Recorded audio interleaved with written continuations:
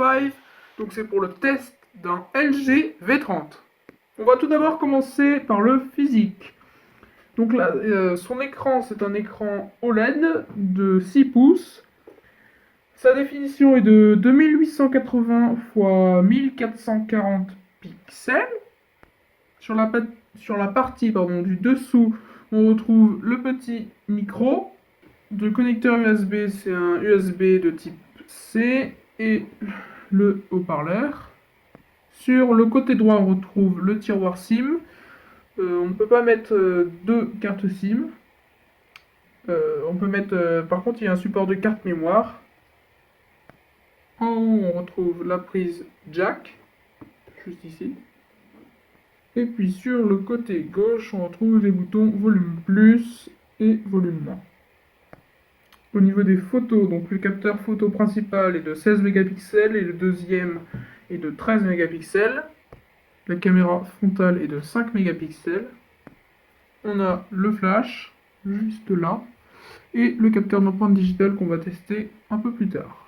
On retrouve aussi le logo LG en bas du téléphone.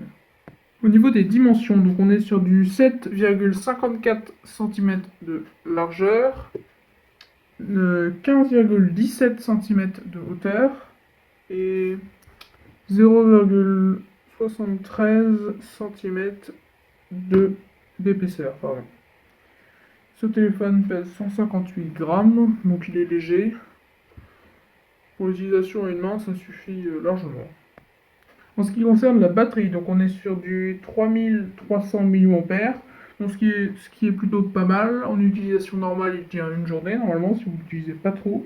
La batterie n'est pas amovible et on a la charge à induction. Voilà. Donc le capteur d'empreinte digitale, voilà, il marche bien. Voilà. Donc voilà, je vais ouvrir les paramètres et quand j'appuie sur le capteur, ça revient au menu. Au niveau du système, donc on est sur du Android 8, l'interface est c'est LG UX 6.0, on a un processeur Qualcomm Snapdragon 835, il a 8 cœurs, 2,45 GHz, il a 4 Go de RAM et 64 Go de ROM, donc de capacité. Ce téléphone résiste aussi à l'eau, il est IP68. Donc vous pouvez le mettre dans l'eau pendant 30 minutes, il va résister. Il résiste aussi à la poussière et au sable, etc. On est sur du Bluetooth 5.0. Il est compatible en réseau 4G. Il pourra faire tourner tous les jeux du moment.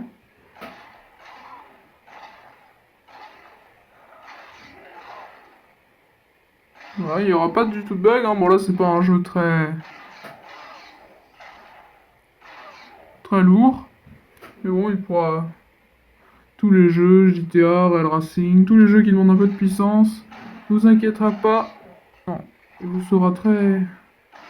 ne serez pas contrarié. Au niveau de la photo, donc on est sur une très bonne qualité photo, hein, aucun problème. Ce téléphone est réputé pour avoir une très bonne qualité photo. Et aussi pour le son, c'est ses deux gros points forts. Niveau prix, on le trouve à peu près entre 300 et 400 euros. En parlant du son, on va tout de suite tester son haut-parleur. Très bonne qualité.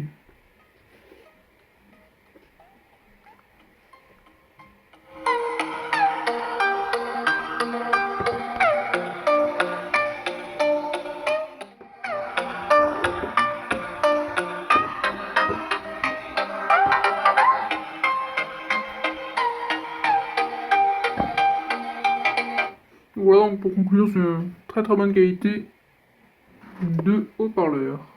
Donc voilà, donc pour conclure, c'est un très bon téléphone pour 2019. Il fait de très belles photos, il fait du très bon taf. Merci d'avoir regardé cette vidéo, n'hésitez pas à vous abonner et on est aussi sur Instagram.